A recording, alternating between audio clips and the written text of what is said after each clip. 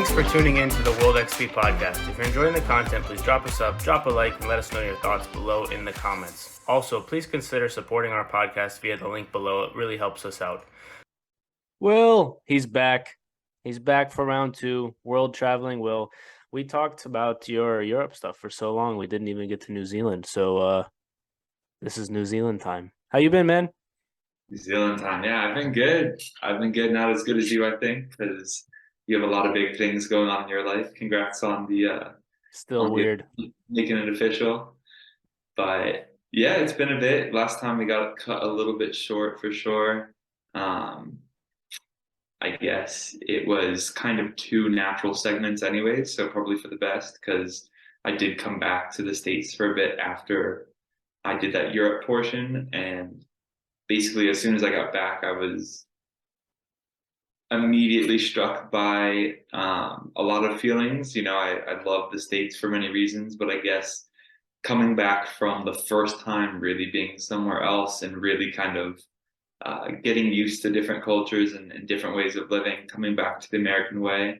I just don't think I was ready yet to really embrace that again. So pretty much immediately I felt like I needed to get out, and I had met some people from New Zealand on the Camino, and they had told me a million great things about it, and they were some of like the friendliest, funniest guys that I've met. So I decided to, look around. There's a year-long visa that I could get. It's like a worker's holiday visa.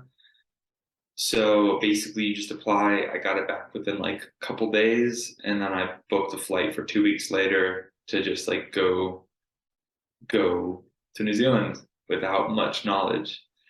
So for those listening that didn't listen to the first episode with Will, you were give some like 30-second summary of the Europe trip, specifically the Camino, because that's the part where I think we spent the most time on that.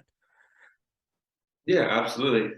Basically, graduated college and didn't know what I wanted to do, and a friend offered me to do like a 10-day trip, and I had a few friends over there, so I went over one way and enjoyed it so much I ended up going to, over 10 countries, and ended up doing a Camino, the walk from, it's like a 500 to 600 mile, all said and done, walk from France to the ocean, Spain. And it was just kind of like no planning, just whatever happened, do next type deal, which is not something I'd ever really done before. Because I guess, with school and everything, everything's always planned. Here's what you're going to do this summer, the next year. And it was nice to be like, all right, like, I don't know what I'm doing tomorrow, but if I feel like doing it, I'll do it. So that's kind of what happened over, about a half a year. All right. So then you came back, like you said, went off to New Zealand. So now this is round 2 for you at that point, getting a one-way flight. The first time, I think when we had talked, or even when we talked just in between podcasts and whatever, like, how did you do that mentally, not having, that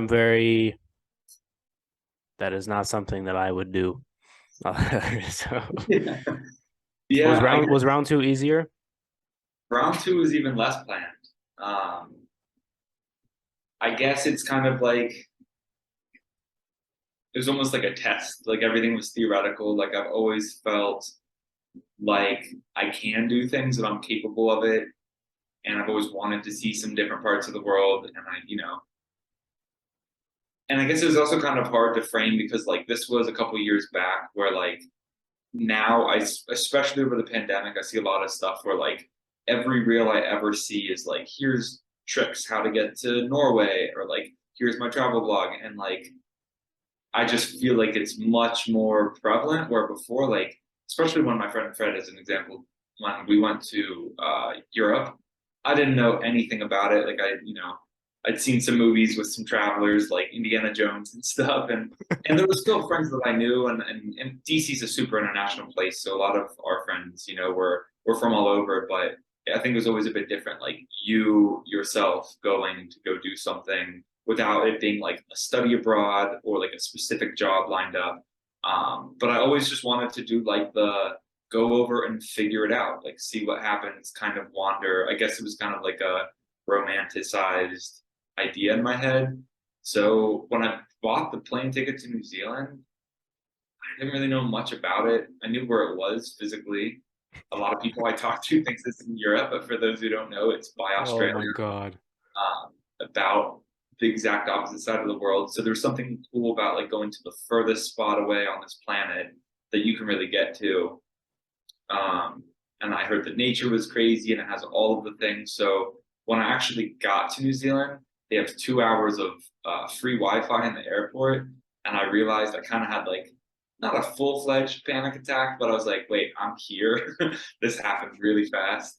And I spent the 2 hours of Wi-Fi just looking up facts about New Zealand, like what is the currency here, like stuff like that. So yeah, I guess it was more like once I got there, it was like, wow, I need to figure this out as opposed to planning ahead.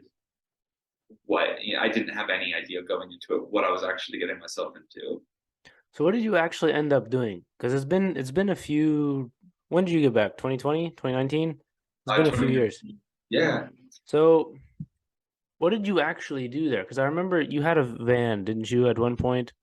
yeah, I bought a van with a guy that I met. He was like a friend who we kind of, I guess we played enough ping pong and had enough, adventures around Auckland that we're like, let's build a van and let's do this. He was from Denmark, and we built up the van, and within like a month, so the van actually was real interesting. We didn't know how to do it. We all had like both of us had very little money, so there was this like free. It was called the men's shed, and it's like a free for the community access for people to like use all the power tools and stuff. But because it was only open 3 hours a day, like twice a week or 3 times a week, I believe, we would sleep in the car like with tools, or not tools, but like the lumber and materials that we had gathered, and then we would work as hard as we could. And it was all like 60-year-old, expat British dudes that were like making a birdhouse, and we were furiously trying to like make our van as quickly as we could. It took us way longer than we thought. It took almost a month to do, and I think that kind of wore him down because we went our first trip in the van. We went to like one of the prettiest parts of New Zealand. It's this peninsula that you go up and around. There's this thing called Hot Water Beach where it's natural hot springs coming out of the beach. So like you just dig a hole and then you have a natural jacuzzi on this like beautiful Pacific beach. Like it's just one of those crazy things. And afterwards he was like, yeah, I'm tired. I gotta go home. And it was unfortunate because I just don't think he realized like what traveling with that amount of like resources really was going to be like. Nicest dude in the world, but I think it was kind of like he wanted to go, he wanted to travel, he wanted to do the things. So we got there and we were really tired. We were smelly, we were hungry, and he kind of tapped out, which unfortunately, since we bought the van together, we had to sell the van because I couldn't buy out his house or his half because I didn't have the money to do it. Mm. So we had to sell it. And then I bought a CRV, 1998 CRV. And I basically just would put down the back seats and sleep in that for the rest of the year. That's wild. It All right, was, so I don't- I'm trying to remember the first conversation. I don't remember anything that I asked. oh yeah. I don't. So I guess when you get there, right, and you're just like, because the thing is, there's not really anything to ask from the standpoint of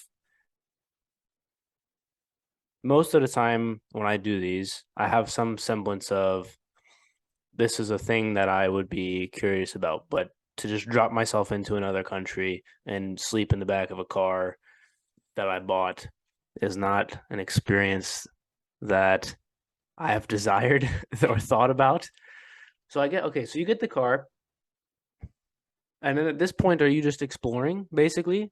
Because were you bartending at some point on the island or no? So no, You work at all? I worked a good bit actually, yeah.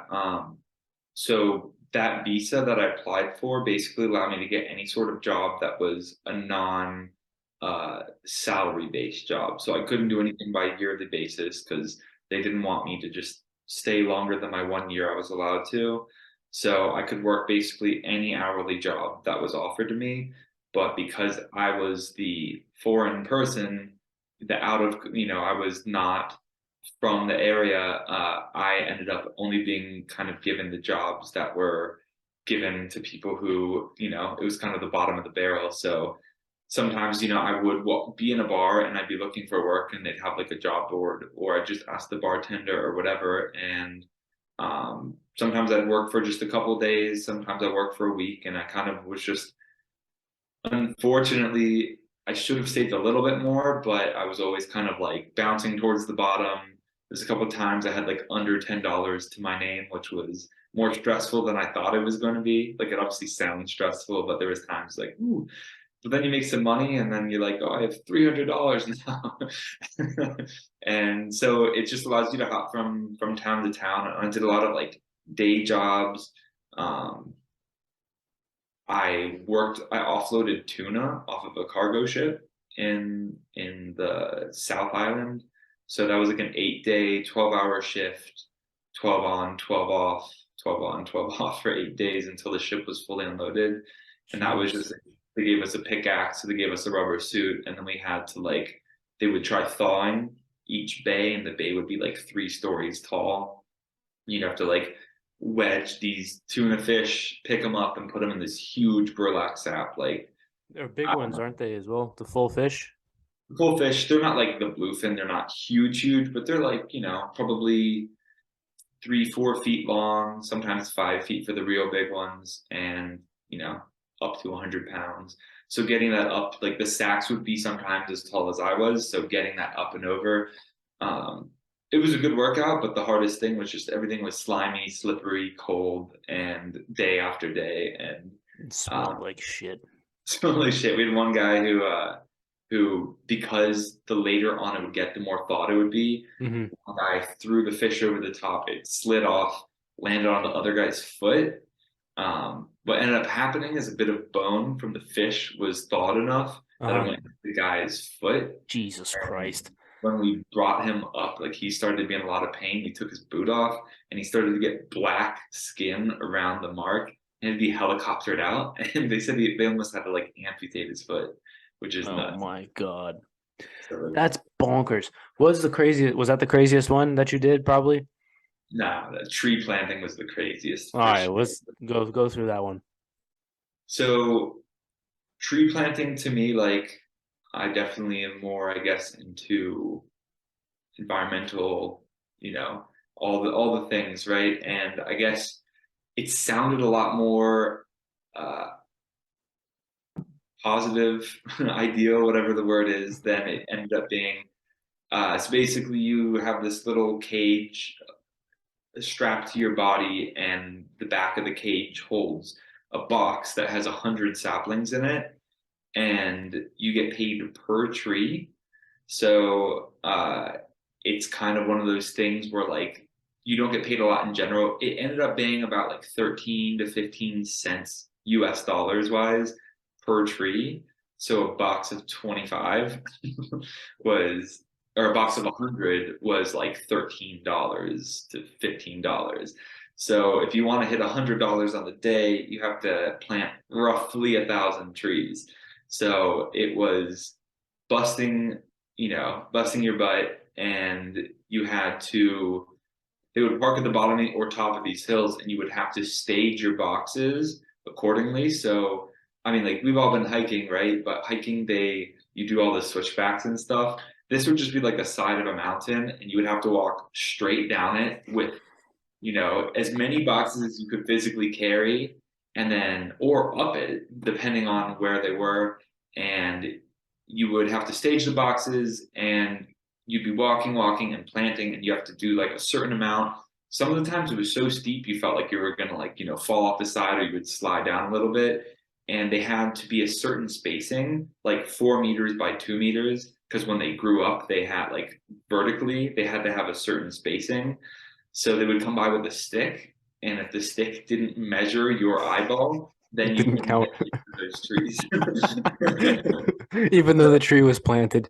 Yeah, you would plant the trees, get paid nothing for it. So, and it was like 10, 12-hour days, sometimes 2 hours commute either way. So it would be like a 16-hour day.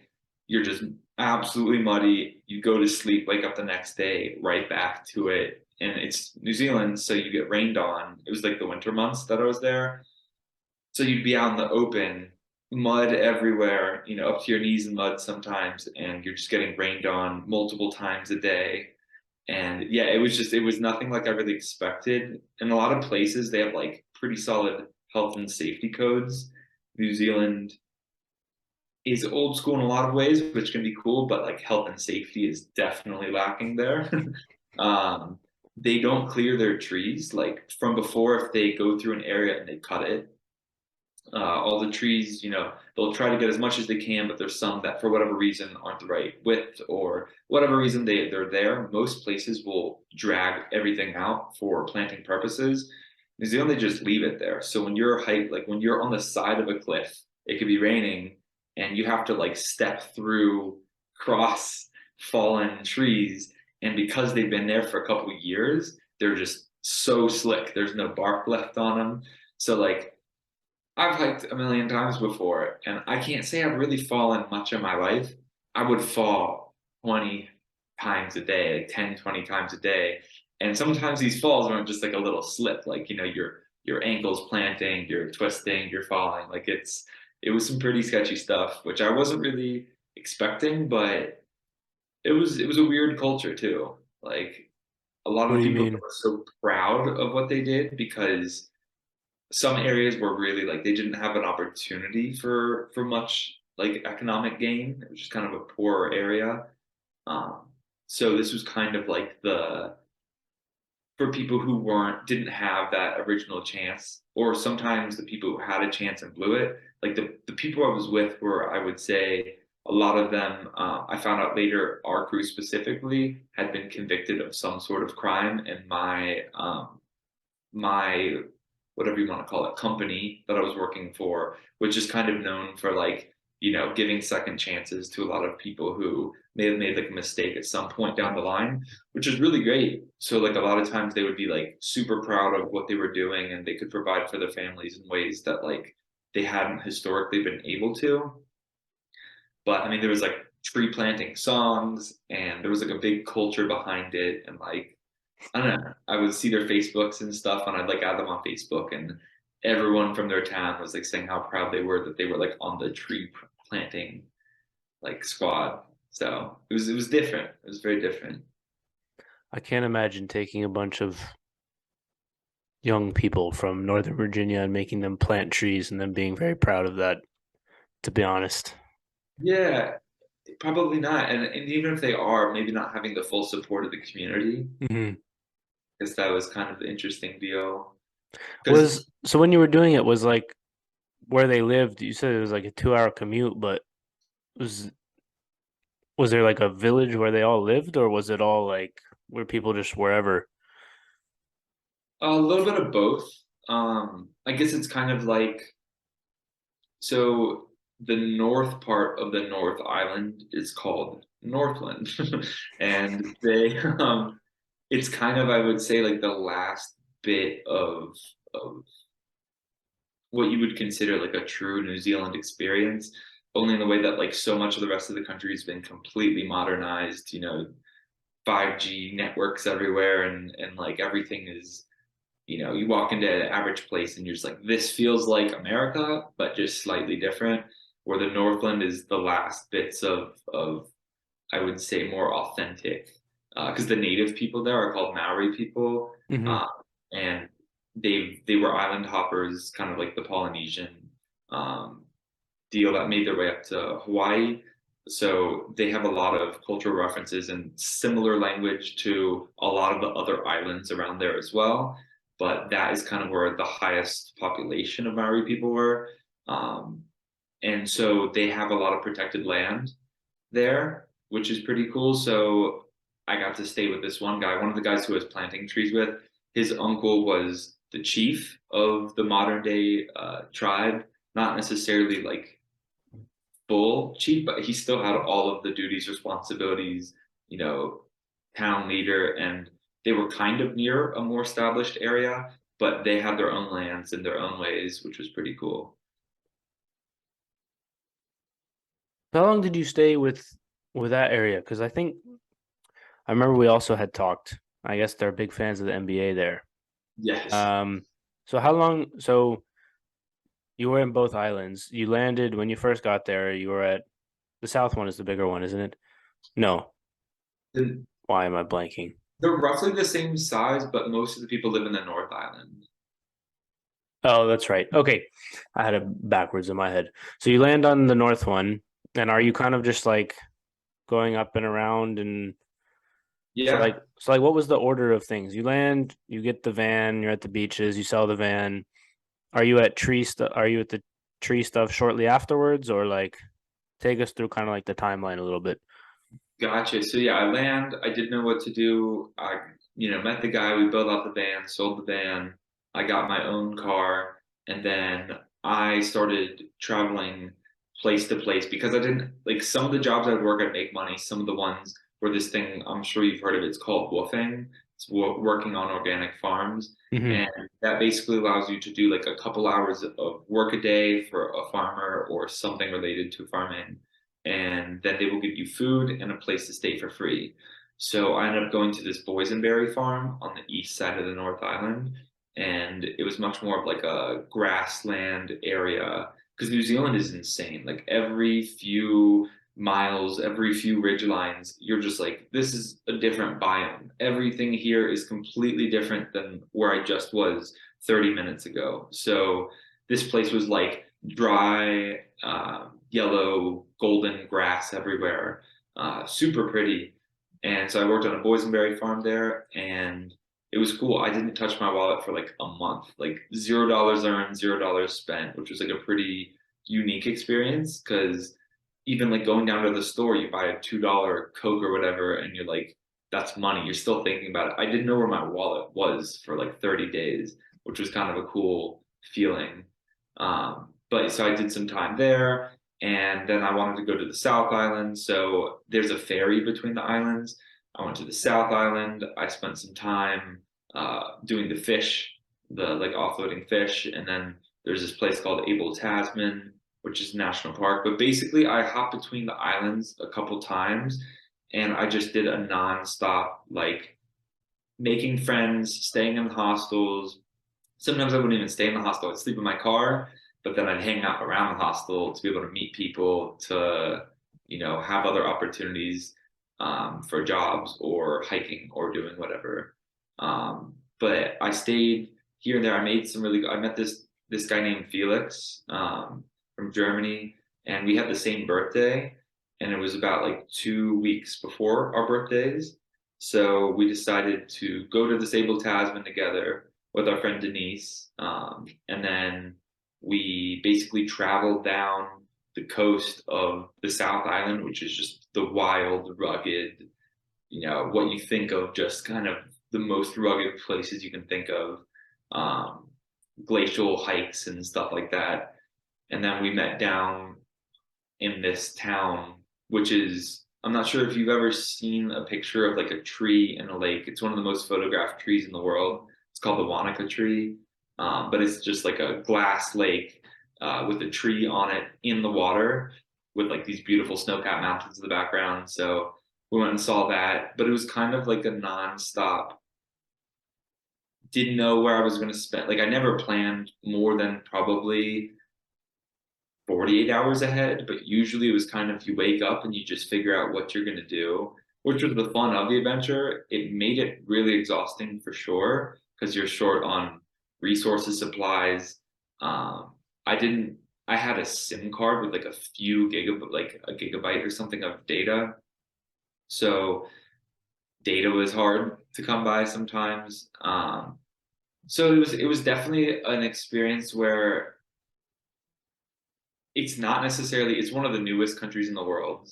Like it was discovered by one of the English explorers, Captain Cook, in the 1800s. So everything there is non-historical, but the nature is insane. So I wanted to see as much as I could, and that was the plan. But it was definitely like, sleeping in random people's barns, sleeping in everywhere, meeting all sorts of random people, and it was just like a totally random but adventurous type experience. So yeah, What's that like for you? Because in the US, obviously, we don't have, I don't think anyone in the last 15 years has only had one gig on a SIM card. Um, and just like you mentioned, right, even if you're sleeping in your car, you're still around the hostel looking for work. Like the social battery on you. And I remember this from school and from just knowing you anyways. Like for me, just thinking about that, and I was like, you didn't have one day where you could just like chill. Like you can't because you always need that extra like $50 or whatever to stay in the hostel later or like that. So how because you were there for a yeah. year? Yeah. So like doing that every day for a year, even though you're in different spots, like when you came home, and we'll go back to when you were in New Zealand, but when you came home and you're like, what did it feel like to just step off the plane and like go into an actual bed? It was pretty wild. I definitely got beds from time to time. Like when I was lucky, I would be offered one here and there, but having a consistent place, it was very different because we've all had many years of our life, but I would say that year felt by far the longest of any year I've ever had. Just because every second of every day there was like a thought process to it, and you do get used to it, but I've never had to use so much mental energy just to be like, where am I going to go to the bathroom today? Like where am I going to sleep? And not just that, they have this thing called like self-contained vehicle laws where you basically had to have a bathroom and like a bunch of requirements to be able to sleep in a certain distance, whatever it was, inside of your vehicle, and you have to get it certified by the government for you to be able to sleep roadside because there were so many people who would kind of abuse that. They would just drive out and they would have a party and leave glass and whatever, and that's really like not fair. Because environmental tourism is like one of the biggest, like, I guess, profitable industries for them. So Hmm. uh, I didn't have that, but I also like, I'm an Eagle Scout. I take a lot of pride in my ability to leave no trace. Like I really, yes, I was not necessarily like following the rules, but I made sure like even to like pick up as much trash as I could from other people to try to like make a more positive like place than what I left, right? Hmm. That being said, I would have to kind of scope out the spots I was going to sleep that night, and they would have a ton of agents, like whatever their version of their park service was, and they would go around handing out $200 tickets, and I like rarely had $200, so it was one of those added stressors that wasn't a huge deal, but every night it wasn't like, oh, I'm just gonna sleep here. The majority of the nights it was like, all right, this is where I'm gonna sleep. I'm gonna prepare my meal over here, and then I'm gonna like pull into here at night, sleep, and then get out as soon as I can in the morning. Hmm. So there was stress, but it was fun. And like the things I got to see were unbelievable. Like for anyone who doesn't know much about New Zealand, just type in like scenery New Zealand. It is where almost all the science fiction movies are filmed because they don't even have to do CGI. But it looks like it's from another world. Like Lord of the Rings, Yep. Chronicles of Narnia, all of the things are filmed there. So every day was like, I want to go see some stuff, but it also was this pressure of, all right, if I'm going to be here and I'm not going to shower for 2 weeks and I'm going to have like $45, I might as well like make this worth my while. So there was definitely a pressure to go on as many hikes, see as many things, do as many things as I could, which I don't think was bad. But when I was done with it, it was, I think that's when I realized how tired I actually was, is when I came back. Yeah. Well, that's what I was gonna say. It's like you like once you get used to something like that, like the human, like your body, like going through soccer preseason obviously is not the same, but like once you start getting used to the 2 days and the strain on your body for certain things, you start to get like used to that level of stress, physical and mental. and then you have a day off, and it's just like, oh, I've just been doing that for, well, for you for a year, but like I'm imagining back to the times that I was doing similar, whether it was like 2 weeks here or preseason and a whole season there, or in South Africa for 3 weeks, or like any of these things. I literally cannot imagine doing it for a year. Like that's so long to be on that grind. Like I don't know. Fair play, dude. I have no idea how you did it, honestly. I will say though, I think it definitely has taken some. It was weird because I had that and it was the most free I've ever felt in my life. And then coming back, basically going straight into COVID was like the least free I've ever felt because the whole world was like inside their house. Hmm. And I'd say the contrast of that was one of the weirder things I've ever experienced because every day it was like no matter how crazy it was, there was this sense of freedom. Like I can just do whatever I want, whenever I want, go wherever I want, right? Like and then going from there, so I'd say after COVID, I've kind of refound that level of, I want to go do some more things because, yeah, it's just been this crazy roller coaster ride for sure. Like as an example, when I was planting trees, there was these two guys that I planted with, Ed and Charlie.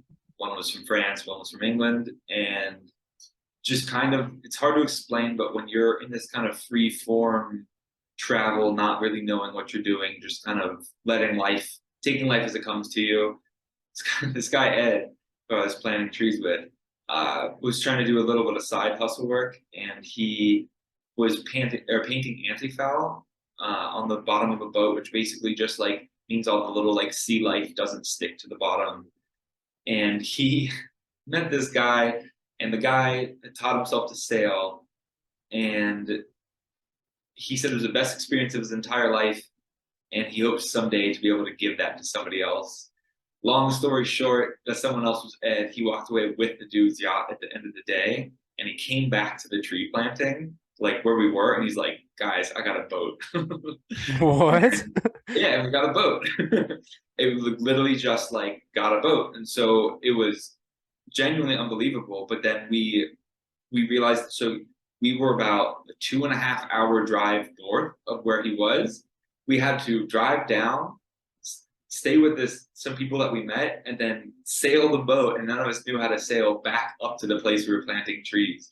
So we had to take a week off of work, and then we would just go island to island. And we didn't really know what we were doing. It had like a tiny little motor on the end. So for like getting in and out of docks, like or port or Yeah. whatever. Um, but we couldn't just like run that the whole time. We didn't have enough gas or resources. So we had to like teach ourselves to sail with no terminology or understanding. So there was like a week and a half that we were just on the water going place to place. And it was insane. It was just definitely one of the crazier experiences I've ever had. That's oh Jesus, dude, you stressed me out in a good in a good way. In a good way. It's like it's wild to hear about it, and I'm just like, um, okay, so when right before you came back, we were talking that you had made a lot of friends because you were wearing a Wizards jersey, and there was lots of NBA people there. Talk about the sort of sport culture that they have there. Obviously, rugby is huge there, but it had never occurred to me that the NBA would be big. There's a couple Australian players, of course, Patty Mills, I think Ben Simmons, like a few others, but New Zealand had never crossed my mind that that would be a thing. Yeah, I was a bit shocked, but it kind of makes sense. Steven Adams is from New Zealand. Oh, So well, I guess that makes sense. and they love him there. He's on everything. He is the Michael Jordan of New Zealand. Like he is every bus has him, put like on the poster and Gatorade, Powerade, whatever. He's just everywhere. But he's super cool because he's like a super humble guy. They Mhm. have this kind of cultural thing there that it's like never good to brag about anything. Um, and if you do, no matter how good you are, you could literally win gold in the Olympics. If you're like, hey, I won gold, they'll just tear you down for it. It's kind of like a stay humble by force type deal. But it's cool. Like it's a really like everyone's very humble. And Steven Adams is like their role model because he is so humble. and he's so successful. But basketball there, like they've kind of adopted the American culture. Like it's kind of crazy. Like you'll see these islanders that they're on the other side of the planet and they're listening to like they're blasting Snoop Dogg in like an American Cadillac while wearing like a vintage like Vince Carter jersey or something, and it's crazy. But so I made the majority of my friends through playing pickup. Basketball is huge in that side of the world, so I would just go to a court, and truthfully speaking, like I, it's about 80%, I believe. Don't quote me on that, but it's over three-quarters of the population is white in New Zealand, and then about a quarter ish or less is the Maori. Um, and the white population comes from England, like they're all expat English people, and they just don't care about basketball at all. Like that's just not part of their culture. Um, Whenever there's a game on, like I tried to go to in the capital city and watch the Christmas Day games, and it was cricket all day. It was like a cricket tournament. I couldn't find a single bar to turn on NBA basketball. But then when I was in the Northland, it's everywhere, right? But they would see me on the court, and they don't see too many people that look like me playing basketball, so they immediately would always come up, and I would play pickup for like 3, 4, 5 hours sometimes, and I would like be able to couch serve, and like just people would be like, I would be playing and they would come up and they'd bring me like a plate of food, like, here, you're one of us now, like here's some food, come hang out with the family. On New Year's Eve, I was playing basketball in the capital, and I basically like ended up hanging out with this huge family for an entire evening, and they like let me. I didn't have any plans. I didn't have anyone to kind of hang out with that night, and I was thinking about doing the classic, go drink at bars or whatever, but I ended up just like spending about 10-ish hours with this Maori family that just kind of took me in just because I was playing basketball and for no other reason. Like they just thought it was really cool. So yeah, I it mean, you're also a very nice person, so that's probably something to do with it. Like, it's was definitely not just because you're playing basketball. but I found the majority of those opportunities came through the basketball Yeah. court where they didn't. And I appreciate that. And yeah, there were definitely other opportunities randomly that would occur, but I found the majority of like the easiest way to open any sort of conversation came through just playing basketball. It was very cool and Yeah, of different. course. I mean though, like you open up the opportunity and then if you're a dickhead, then they don't let you hang out with them for 10 hours. Oh, for sure. So like, yeah, that makes sense though. That's super interesting. I remember you telling me about that. So what was the differences between, I'd say, between like some of the European countries and New Zealand as far as um or similarities, I guess, because you did pretty much the same thing in Europe. Essentially, you'd like be at a basketball court and meet a family, and then they'd let you sleep at their house. or or like you'd be at a bar and you'd meet somebody, and then like how similarities, differences. What did you like, not like about both of them? Like how, like just talk about the people at all the places you've been, because I get the feeling from soccer meeting a lot of people from a lot of different places that there's not really a country that I've been to where I'm like, wow, these people suck. Like everybody seems really nice, and it's like the people that suck are New York. It's like, And there's people who suck everywhere, but I've found that there's maybe possibly less people who suck in certain spots than others. And yeah, everyone who I met, New Zealand is notorious for being a super friendly place.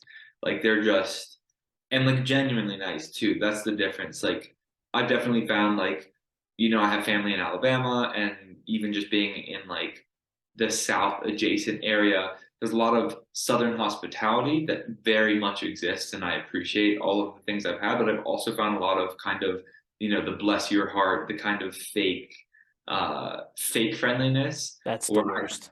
yeah, which I've never really liked, and it's really kind of pushed me away. In New Zealand, they say what they mean, and that's something I found not just in New Zealand, but a lot of European countries, like the Dutch.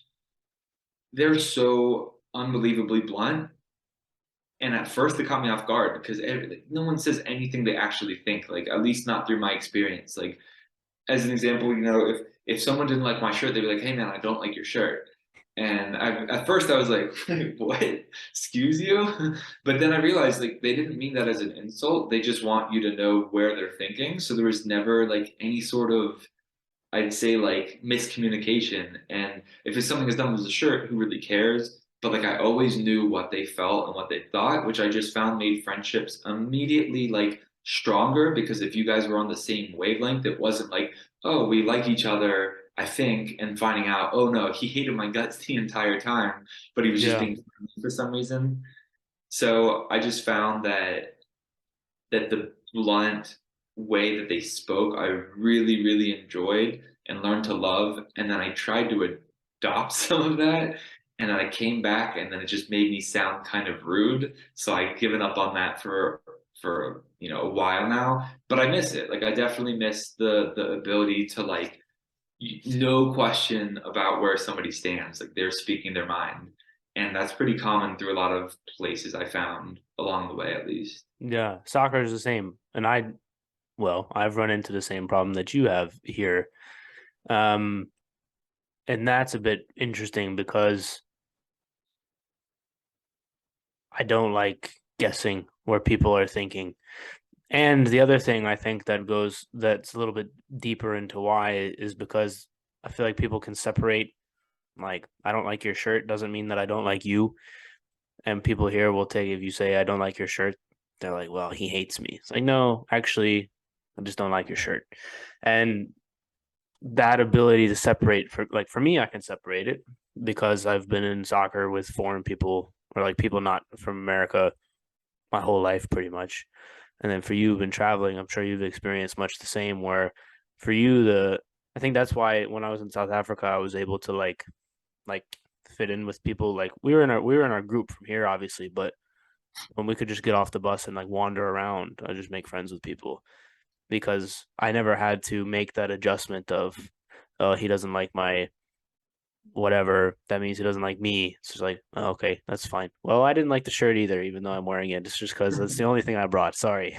Like, I didn't Exactly. have to make that adjustment. It sounds like for you, you made the adjustment pretty quickly, but I wish the guessing of how people feel about you as a person is very irritating. Like, there's all these little, like, I found this job searching a bit where, like, you can't be totally honest, but you have to do this and you have to, like, say it in this way. And, like, it's just so, it's like, I don't know. It just wastes time, it wastes like mental energy and time and emotional energy. It's like, I don't know. Yeah. And I think you nailed it. Like, that's something I have found people don't necessarily understand. People being just kind of the people I've met along the way here, that no one's going to like everything about somebody. It's impossible. Your best friend, the person you like the most in this world, there's still going to be some elements that you don't absolutely 100% love about them. And you can comment on that without it being an attack on them as a person. And it can be quite healthy sometimes, because if it's something as silly as, an example, a shirt, they have many shirts. And if they know that you don't like it, they can choose to wear it or not, as a silly example. But like they can also be like, all right, like I know that you don't like this, so I'm not going to wear it, as opposed to like, oh, he doesn't like my shirt, he must hate me. Like now we're no longer friends, which is what I find happens here a lot, especially when it comes to politics or just any sort of like Oh, that's the big worst. Don't even get me deal. started on that, Yeah. dude. Yeah. And that's something that I just found weird. And what was so cool is like being in these hostels, everyone's from everywhere, right? And everyone's there for a short period of time. So there's not even really a reason to get that offended by something, because A, that person might be gone in the morning, right? And B, you're all from somewhere different that have totally different life experiences. Even if they're similar on paper, they're still different because there's a million factors that lead into every single person's life, right? So it was just a cool thing that I think a lot of people were on the same page of like, listen, we can talk about this, but I'm not going to change your mind tonight. And we're all so different that like, we should just embrace that. And that's something that I really, I guess, enjoyed, because I guess I had enough people, and I've seen people go abroad and, they come back with the accent after being gone for like 3 months or whatever it is. And you're like, all right, who's this guy over here, right? And so I guess I had this like fear of enjoying or learning something from the traveling experience and then not have it be received, or maybe feel like I'm just, you know, I'm making that too much of something that it's not. But I do think that like there is something beautiful to a lot of the elements of traveling that way, because the people you meet are so random.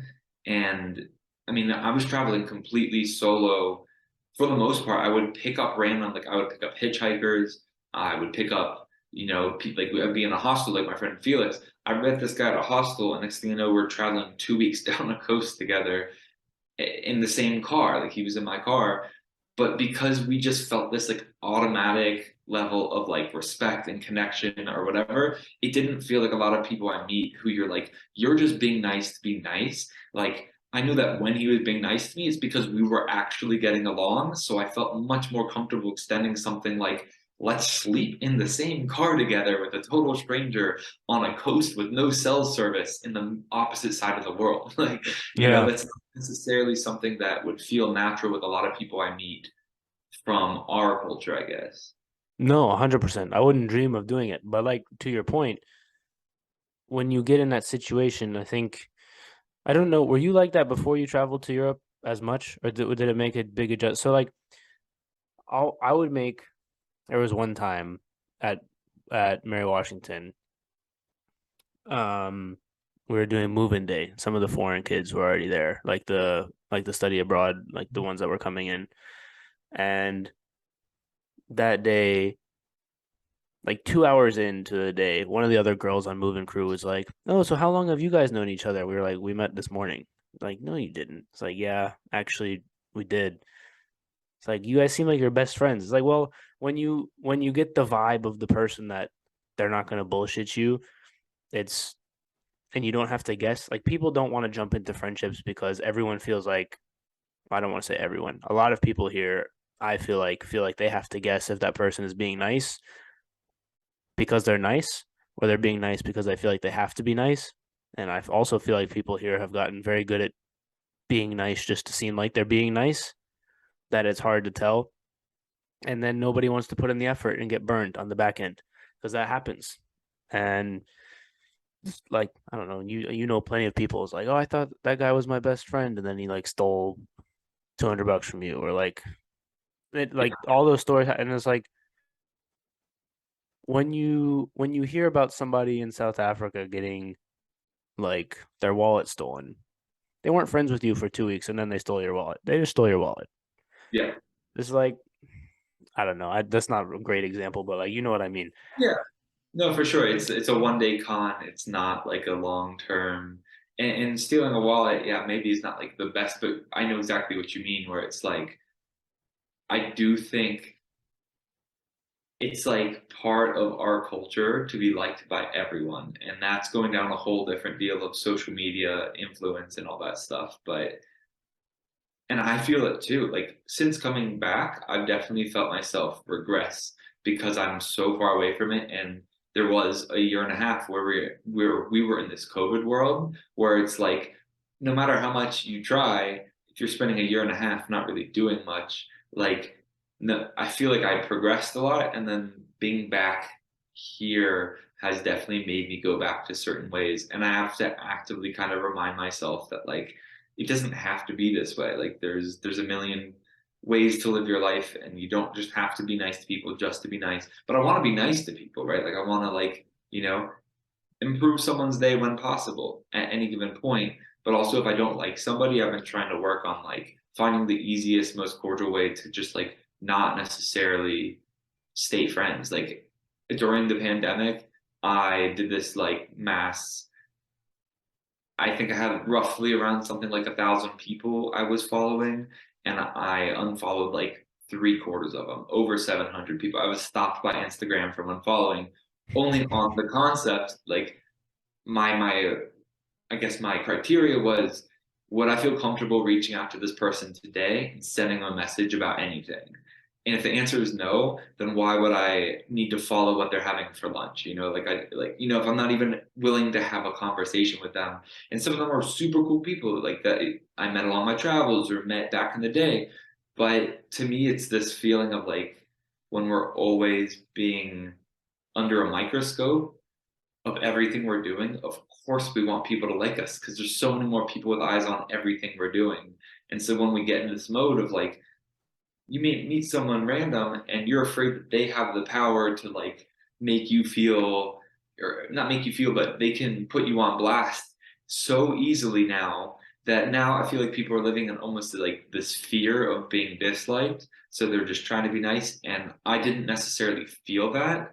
I also felt that like social media was not nearly as strong, at least around the people that I was at around. Like there was, Well, that's that way for a reason. Those people were where they were for that reason. Like that, I don't think that's a coincidence.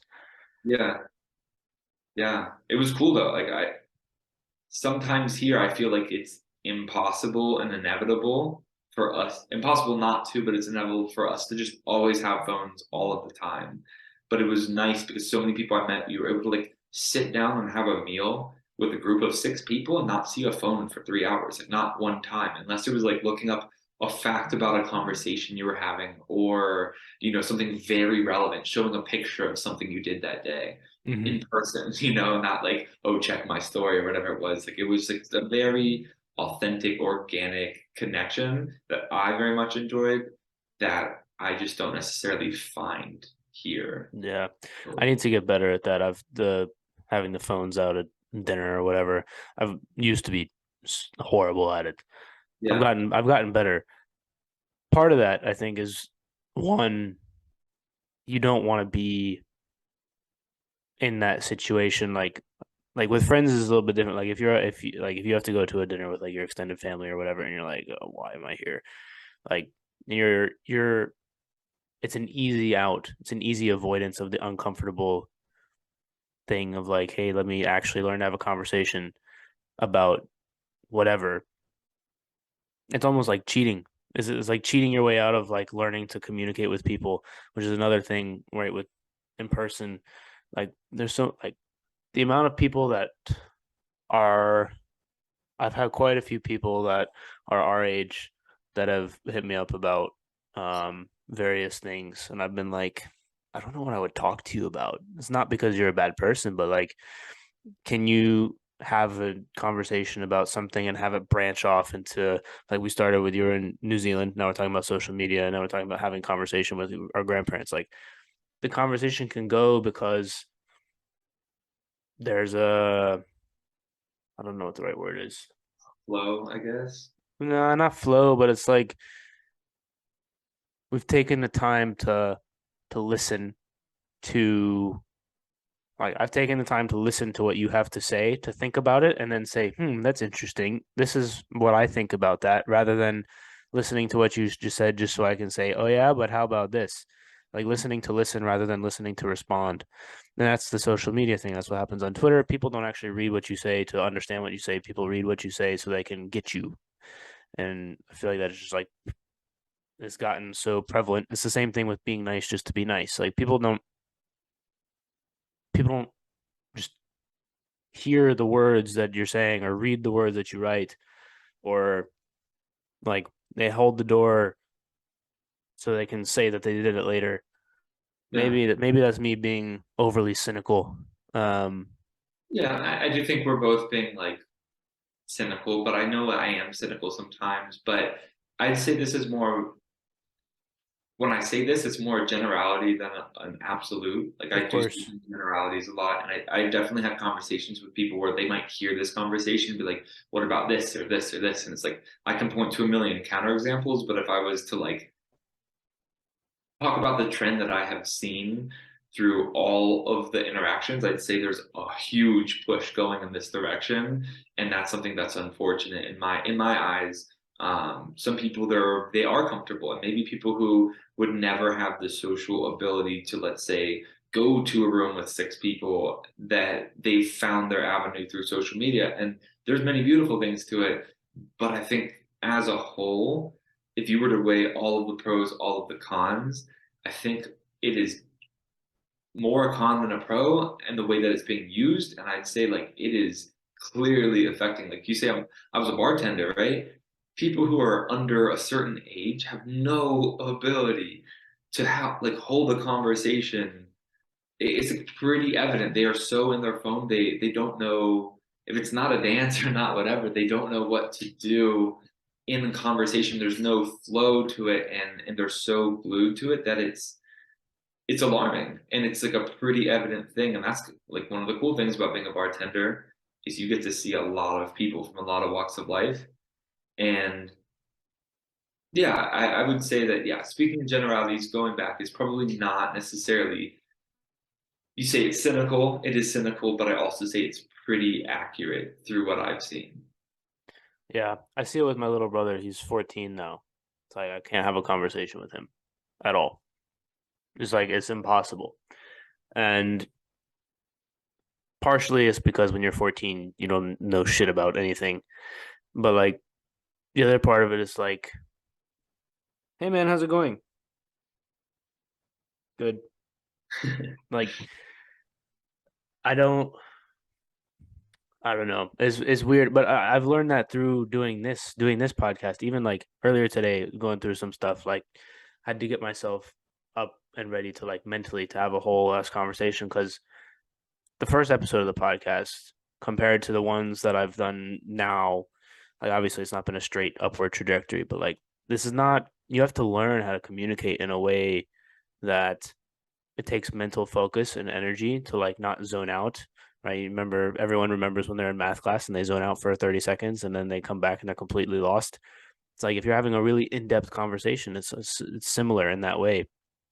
And for people that are more introverts, like it's definitely difficult. Like I'm probably borderline between the two, probably split down the middle. But there are definitely days in which I'm like, I really don't want to talk to anyone. But it's because for me, the faking of being nice, the like you're saying, like the God bless you, like kind of fake niceness takes way more energy to fake it for me than to just like not do it. If that makes like that's more draining than actually just having a conversation with somebody. So I was like, all right, here we go. Talking to Will. Rough first like three questions. Then like now it's fine because it's good. Because the thing with like a good faith conversation is most of the time, at least for me anyways, you leave it having a good feeling like, oh, that was a good conversation. Like we were able to kind of, even if we're not focused on a specific issue or topic or problem, it's like the exchange of ideas kind of, you feel like, hey, I learned something. Even if it's not like you solved this math problem, but you learn more about the person and then about the world is like little like baby steps. Yeah, no, and I think that's like a perfect kind of, to go full circle with that. That's exactly how it goes. And to me, there is a flow that you need to be in a conversation for it to be more than surface level. Like it is a dive into both of our, we have to have a certain level of attention, a certain level of thought, a certain level of thoughtfulness. And what's so difficult is with stuff like social media, with always having phones prevalent or like are available, I guess, is the fact that one buzz, one sound from your phone, and it pulls you out of that dive you're going into. At least from what I've seen, is that you're going in and you're starting to get to the real stuff. You have ideas bouncing off. You're saying something. I'm thinking of what I'm going to say to you next. It's like this is a really enjoyable deal. The phone vibrates and it's like, oh, what was that conversation I was having on the phone? And you just totally leave the mental space of where you're at, and then you have to get back to it. And that is something I think that in Europe I had no cell service. I only went Wi-Fi to Wi-Fi. It was incredible because when I was outside of a Wi-Fi range, I was in the world. Like it was the only time in my adult life I have been like, wow, if I need to get to where I'm going, I need to either ask somebody and they might not speak English. Like a lot of times, if I was in a more rural area, they did not. I had to like be able to figure out and be so like aware. It was so nice not having any sort of distraction. And then coming back to like a COVID era where it's like, what are you gonna do? You're in your house, you're looking on videos of how like 10 ways to bake a quiche or whatever. And then while you're doing that, you get 20 notifications. Then all of a sudden you're like, all right, I'm gonna talk to this person, this person, this person. You're scrolling through and it's like this addiction of and it's an overplayed narrative that everyone's like social media raw, right? But I'd say for me personally with this experience, it was very interesting because I went from literally having no ability to use my phone outside of very designated areas to being in like a year and a half of always being on my phone. And I tried, like for the first like month, 2 months, whatever it was of COVID, I tried my best. Like I hate phones, I'm not gonna be on them. But then I'm just sitting there like hour after hour, like, all right, what's now? And then I just found myself going back into it. And I also found my ability to communicate definitely lessened along the way. Like when I went in for this job interview, I had to be like, all right, humans, let's do this. Like, how do I communicate? Like, and working back at the bar and working this job, I've like had to regain, and that obviously is extreme because we're not always going to be going through pandemics. But I do feel like we, as a whole, have lost a pretty substantial, not even ability, but interest in communicating in the way that we have through all of human history, where it's like you said, it is easier, especially if you have introverted tendencies. You can be like, all right, so I really want to sit through this thing and spend all this effort. Maybe it goes well, maybe it doesn't. Or it can be on my phone. And the easiest thing is like if a conversation doesn't go well, you can just leave them on read. And now it's somehow socially normal to just like not respond Yeah. anymore. I don't know how that happened. It's like, of course, that's what we all do now. But like, how disrespectful is that historically to just like be in a line of communication with somebody and just like stop, you know? And not close it out. Yeah, that's Yeah. never happened before. And now it's just like not even normal, but like the expected outcome is like you text until there's no more text, and then you just don't text anymore. And that's crazy to me. Like that's not human. That's not like a positive thing. That doesn't build strong friendships and relationships. No, it leaves you guessing too. It's like, why did they stop responding? You mentioned one thing, the surface level thing that I had a thought that I wanted to touch on. It was when you dive deeper into the conversation, you have to open yourself up and be vulnerable to like your thoughts on things. And if you've not thought about that thing and it gets challenged, then like what you have to well, there's two things that happen. One, either you have to like when it happens to me, often I'm like, that's interesting. But there's times where I'm like, oh fuck, I don't know that thing. And it's like you're opening yourself up to the possibility of attack or like challenged by the person that you're talking to, but it's not a challenge in a negative way. It's like an intellectual sparring sort of way where to get to that point, you have to like say, hey, this is what I think about a thing, and then you've actually had to have thought it through. I think this is one of the things where you mentioned politics and people losing friends earlier, why people don't want to talk about it is because I don't think, and I've mentioned this before, people haven't thought through what they think about things. They just heard somebody else say it and they're like, this is the thing that I'm going to think. And then when you get challenged on it, like this was the analogy I made, I think, in like a couple podcasts ago. It's like when you go to Spanish class and you haven't done the homework and you're like, professor's like, hola, you're like, hola, ¿cómo está? And like, you too. And then you're like, it's like once you get past that, it's like you haven't actually thought about it past that. And that for politics is a very easy example, but just for every like, hey, why do you think this thing? Like to ask that question, you have to know that I'm asking you that thing because I'm asking you why you think that because I'm genuinely curious about why you think the thing. I'm not asking you why you think the thing so I can say, ha, gotcha.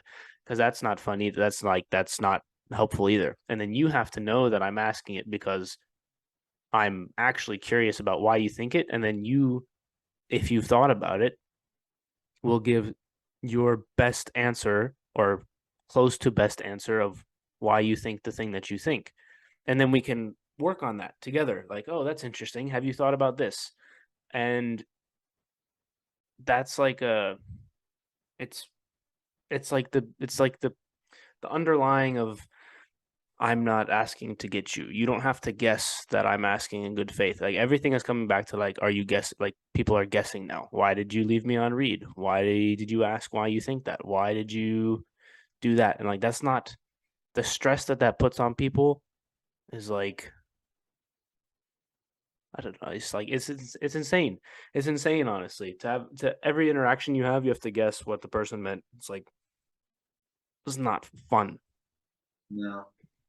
Yeah, it's not, and it's not, in my opinion, what we have necessarily evolved is a strong word, but like we socially have had standards over many, many, many, many years, and all of a sudden, in a very short period of time, relative to our entire evolution of like society, has drastically shifted. Like if you're at a bar, someone just gets up and walks away and leaves, you'd be like, "What the hell is that? Like, what was that?"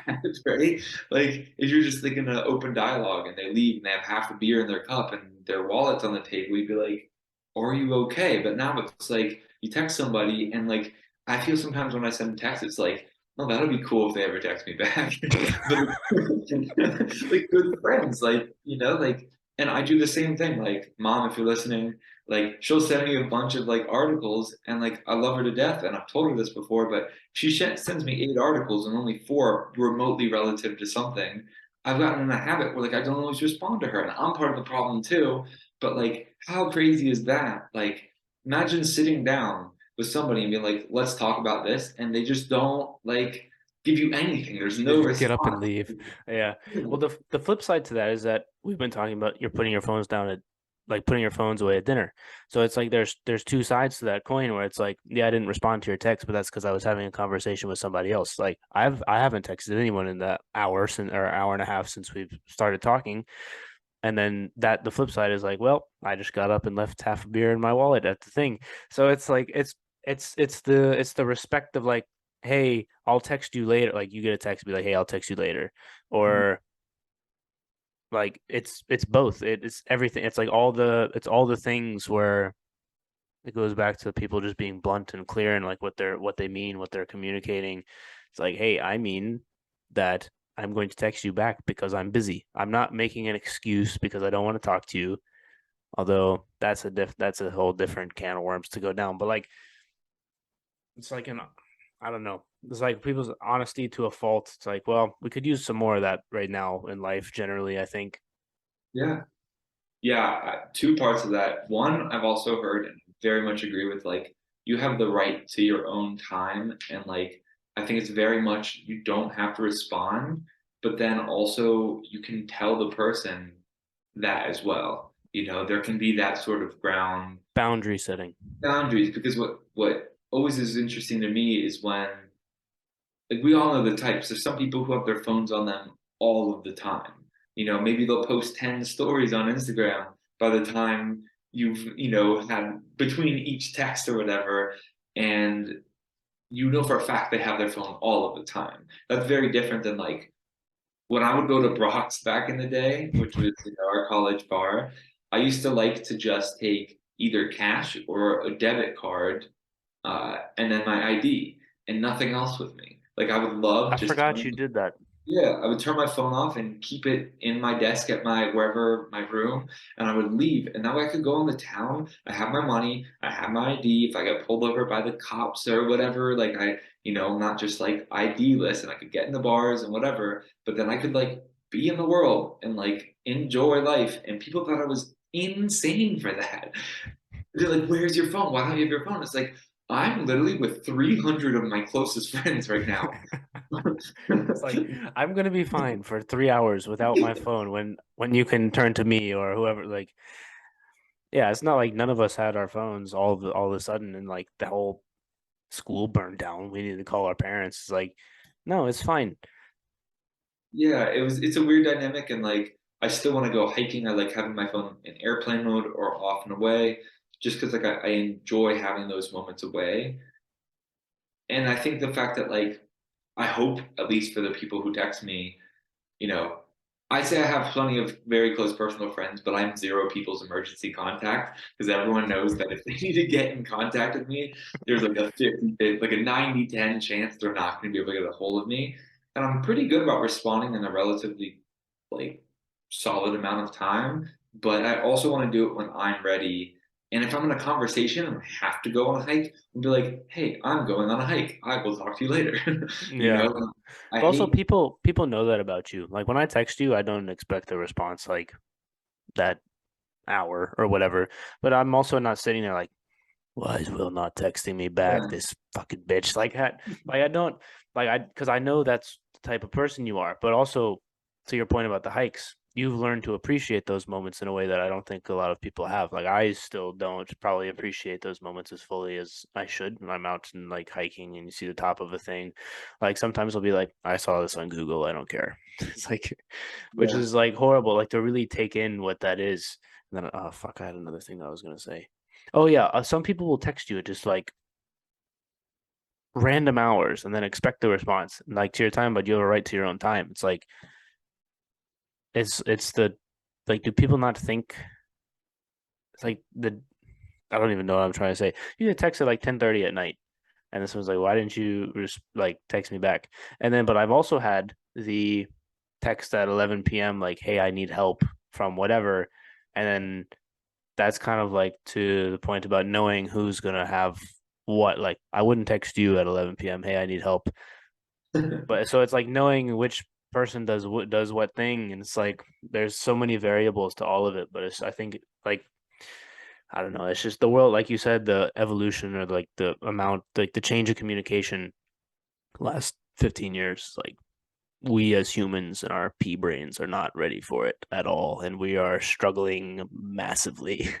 Yeah, and that's what I think to bring this back was so refreshing, amazing, incredible, whatever word you want to say about the experience of being around a large amount of people from all over that had like a collective understanding of all of that, where it was just downright rude. And there was a time like I'm thinking back to when I was in like fourth grade. Can you imagine like being around your grandparents or whatever and just like whipping out your phone and ignoring them in the middle of a conversation? I Oh, got I got one smacked in the second. car on the way home. Yeah, like 1 second, grandpa, and like 4 minutes later, like, yo, what were you saying? And you just wouldn't do that. And that was kind of a similar dynamic as far as like, but as peers, like as equals, like if you're speaking, I'm gonna listen to what you're saying. And it was great to have that, reciprocated because if I'm speaking, it would be much more interesting conversation. And like as you were saying, you have to be able to think about things, right? The deeper you go in, and it gets you in this habit, if that's the way you are, of kind of questioning your general thoughts. Like I had people who I've talked to who have made like major life decisions, like and when I just ask some pretty simple questions, like I'm just asking, like I'm trying to just get a better understanding and I'm trying to keep it as positive, but just like the most entry level surface questions, it's clear that they have never thought about that. Like they've only just like it has been a feeling like, people are like, I need to go to school and then get married at this age and have kids or whatever it is.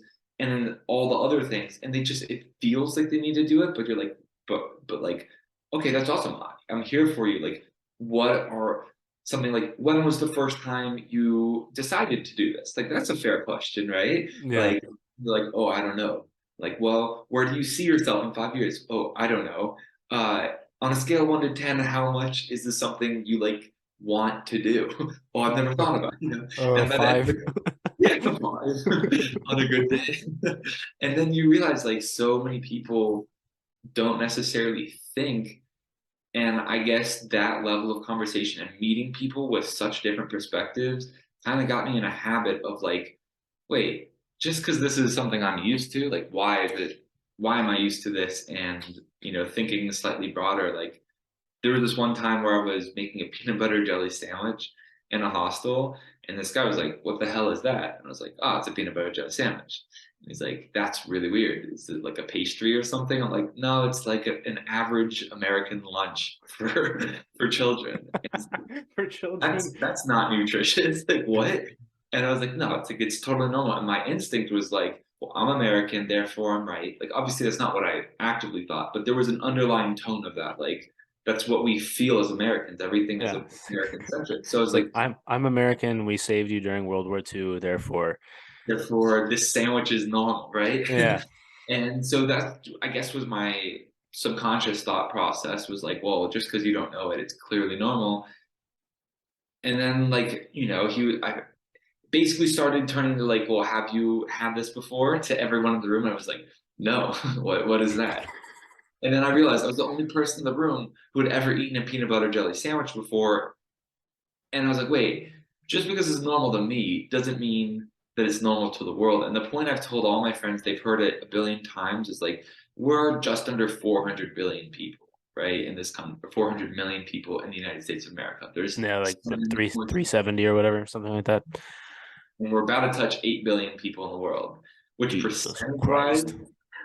percentage wise means we're about 4% of the world population. It's enough So to win the next World War. yeah, and it's just, I don't know. I feel like everything we think is so normal and is the standard. It's like, well, we're 4%. Like, yeah, we have more influence than some other countries. But at the end of the day, if you were to line up 100 people in a row, you wouldn't only care about what 4 of those people think, and the other 96 being like, I'm never going to think about you, and all of your ways are dumb. That's not how we would view it, but that's somehow how we end up. And a no fault, I guess, of our own, we are naturally isolated. Like, we don't necessarily have an incredibly strong tie with Mexico, and then Canadians are so similar to us that there's not like a huge cultural gap. And then we're isolated from like many other countries, where pick a place in the world, there's going to be many countries around there and cultural regions. So I feel like it's more natural for a lot of places to just know another language or know information about other countries, where we're just so geographically and socially, we've isolated ourselves to such a degree that we're like, America, America, America. If we see anything on the news, it's because some American died. It'll be like 3 Americans died in an avalanche today, along with 3,000 other people. Yeah. Like, that's the headline. It's like, no, it should be like 3,003 people die. Among that happen to be 3 Americans, but that's Hmm. never the headline. No, never. It's important that you brought that up, but even the sandwich, it's like the self-awareness of like having that realization of like, yeah, this is weird now. Like, and we all come to these realizations in totally different ways. The peanut butter and jelly sandwich for you happened in that one. For me, happened like the end of high school, and I was like, "What am I doing? Like, this is just like this is not a thing. It's like there's no protein like in peanut butter, but it's like it's all processed nonsense. Like, what am I doing to myself?" Um, but like this, it's self awareness is so huge. It's like, where do you fit in the world? It's like, well, you're just one of 8 billion. It's like that doesn't mean you can't be the best one of 8 billion you can be, but also like just because you eat a peanut butter and jelly sandwich doesn't mean that it is that way.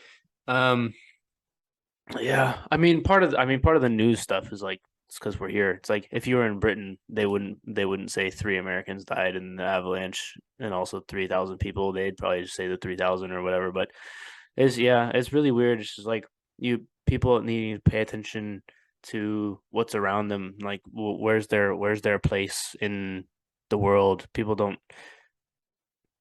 like read stuff. I don't go places. Like it's the best. Going places is probably the best life teacher, I'd have to say. Mostly because I talked with you and learned. But But it's not always, that's the thing that's tough, is it's, coming back, I felt all these feelings and had all these new experiences, and I wanted to share and talk. But then it's like, that's not always, unfortunately, accessible or easy for a lot of people to travel. So then it's like this kind of, well, I feel this urge to be like, well, maybe this is an experience I've had. And they're like, well, yeah, this is an experience I've had, and peanut butter jelly sandwiches are the greatest thing known to man. And then you can argue over it, but like I feel like until you're sitting in a room where you're the only one who's ever had one, it's kind of hard to like really, because some of the stuff is conceptual. Like conceptually, I knew it maybe wasn't normal, but there was like, for whatever reason, it's such a dumb example, but it was a big thing for me where it was like it clicked and I felt it. I was like, wait, like I am the odd one out, and that is okay. It's really cool actually. But I guess my entire life I've just had this like things should be this way because I've been taught that they're this way. And I see that so much everywhere where everyone is like, this is the way it should be, and every other way is incorrect. This is the way. This is Yeah, the but way. you had enough like awareness and like wherewithal to one, not get pissed off at all these people for saying peanut butter and jelly sandwiches are bad. And then two, you had enough sense to be like, yeah, that makes sense. Like other people do different things and like accept that for what it is, for the fact that it like that is the way it is. But so many people, I hate saying so many people because it's a generalization, but also it's like it's true. A lot of people would be like, "What do you mean you don't eat peanut butter and jelly sandwiches? I eat peanut butter and jelly sandwiches. You don't eat peanut butter and jelly sandwiches? You're crazy." You're saying nobody eats peanut butter and jelly sandwiches? Well, you're all crazy. It's like, actually, no, maybe you're the crazy one. And having the this is the thing about being vulnerable in the conversations. It's like looking yourself in the mirror and being like, I didn't think about that thing. I don't have a good answer, and that's okay. Let me go think about that thing. Let me go realize that I'm not the only person, or like that I'm the only person that eats peanut butter and jelly sandwiches. Let me go realize that I'm there's like the macro and then the micro of like, okay, just because I'm the only one that's eating peanut butter and jelly sandwiches also doesn't mean that I have to stop eating them. Yeah. And you can still enjoy them and still say they're a great staple of my local area. But Yeah. the fact that, you know, everyone else is not, there's no problem with that. And that is something that has taken me definitely a while too. And also we're so privileged being from where we're from. The fact that we're consistently around people, like I I moved out to Idaho. And again, I'm here mostly for the nature. It's like unbelievably beautiful out here, but it is the most homogenous society I think I've ever experienced. Everyone is the exact same copy paste version of themselves. And so it's crazy. Like, I've always considered myself like a more outdoorsy person. I like riding bikes, I like doing whatever. Everybody here likes that. And I mean everybody. Like, if All you right, so don't you like fit that, right in. yeah. And that's what I thought, except for it's human nature to segregate and divide, right? And so now it's not like, oh, you like riding bikes. It's like, what type of gear set do you have? What type of handlebars do you have? Are you a single track? Are you a down? Like everything is like, what are we talking about here? But I literally see it. Like when I was working at the bar, I'd be like, someone would come in like, oh, I was riding my bike. I'm like, oh, I like riding my bike. To like, well, and then question. And if it didn't follow, like it was like a comparison thing. I'm like, what are we doing? like, can we not just like enjoy this? But because it's so similar here, it's almost like a interesting social experiment of like seeing how everyone should People get need their along. groups. Yeah, people need their groups. And it's just like it's a different culture. But I'd say a lot of that is like I don't ski. I haven't really been fortunate enough to like my family's never gone skiing, so like I never went with them. It just wasn't a thing. I went one time, like 2 years ago, for the first time in my life. I went skiing, and so I come out here and everyone's like, "Oh, do you ski?" And I'm like, "No." And they're like, "Well, why'd you move here?" I'm like, "Because I want to be here."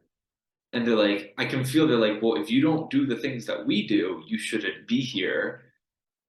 And to me, it's like, well, even if I did, you would still find a way to dislike that. But also, like, I can like my things and do my things and still move into an area and do my things there, you know? And I think the peanut butter jelly sandwich thing is strong here. And it's just kind of, it takes a certain amount of being able to talk to people and have that open dialogue to be able to even understand that like skiing is great, but you don't have to do it. Like peanut butter jelly sandwiches are great, but you don't have to eat them. It takes a certain level of having that communication style and just repetitions to really be able to think critically. And And I guess I security in yourself. stumbled. Yeah, and I stumbled into that. It's not anything. I wasn't like, this is the way I must do this. Like it's something that happened. Look, reflecting back, I was like, oh shit, that's pretty cool. But and I'm sure even through you talking like to people on podcasts, like I'm sure you had a general idea of what you were getting yourself into, but I'm sure you've taken away a lot more than you realized you would have at the beginning. 100%. 100%. It's because there's all sorts of people that talk, they have different styles of communication, and they know different things, and they respond better to X style of question versus Y style of question, like to keep things interesting. Like you and I might just have a conversation like we're having now, but somebody else might do way better when it's just like interview style, question one, question two, question three, and like being able to pick up on that. And like we transitioned from that in this podcast alone, right? We the first like 40 minutes or whatever, I was question one, what was your craziest job in New Zealand? Question two, where'd you go in New Zealand? Question three. Now we're just having conversation, and it's flowed one because we've been friends for a while, but like I feel like both you and I could have this. I've had this sort of conversation with people that I met for the first time on the Zoom call that we then recorded the podcast with. Like, so I don't know. It's so to answer your question, yes, basically. Yeah, yeah. It's to me, it's almost a skill, and It is. It's learned. It's learned for sure. Like I was always like okay at it, but you go back to like the first three, four, five episodes versus the ones now, like I'd be able to pinpoint specific things that I like consciously did versus the first couple ones was like just having a conversation and like getting lucky basically. And I could point to specific things where it's like, okay, I need to press here. Okay, this person, they're answering this question, but they don't really seem like they want to get into this that much. So we back off and we move to something else. Like it's more conscious now as like an interviewer or like as a host or whatever. And that's been the skill to like because it's more than just you and I just sitting here having a conversation. You need both, but it's not just that. for sure. What's been like the hardest thing to learn? Um, I had one episode fairly early on where I just couldn't get answers, like coherent answers to ask the next question. Um, and I remember being like somewhat disappointed in myself that I wasn't able to like it wasn't necessarily all my fault, but like there's definitely things I could have done better. And to adjust from that into there was an episode a couple months ago um with I think it was 66 with Charlotte Howell. She's a film studies professor. And this was right around when she's interested in soccer as well. And this is right around when the US women's team had sued US soccer for the equal pay stuff. And there was a lot of different things that were going on with that. And I was in my head, I was like, I want to ask her about this and her opinion because I had a preconceived notion going in. Well, it wasn't totally preconceived. I had some background intel from somebody that knew her, but like about where she would fall on it. So I wanted to press a little bit just to see. Kind of pressed a little bit, felt it kind of going, yeah. And I was like, okay, change subjects. And so that was something that maybe the first episode I mentioned, I would have pressed and kind of like killed it by accident. But this time around, I was like, I pressed just enough to get something like get like the beginning of an opinion.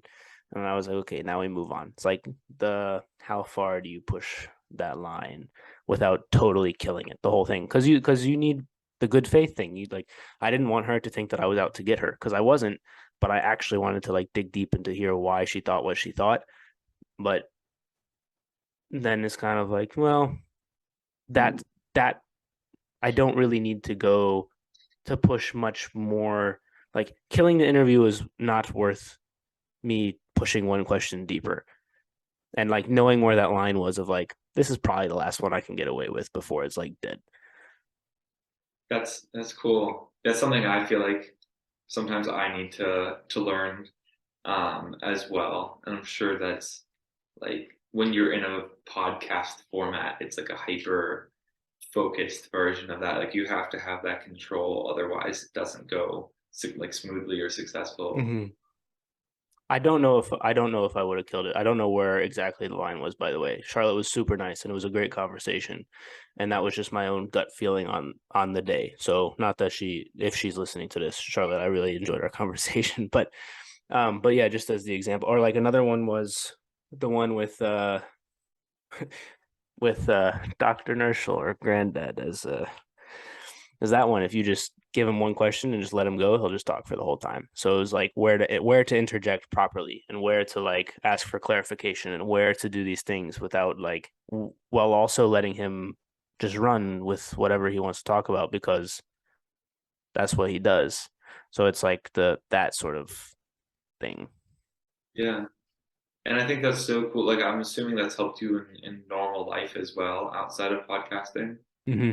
Yeah, interviews, job interviews, like just talking with people, communication with like even like with my parents before the wedding when stresses are really high, um, things like that, being able to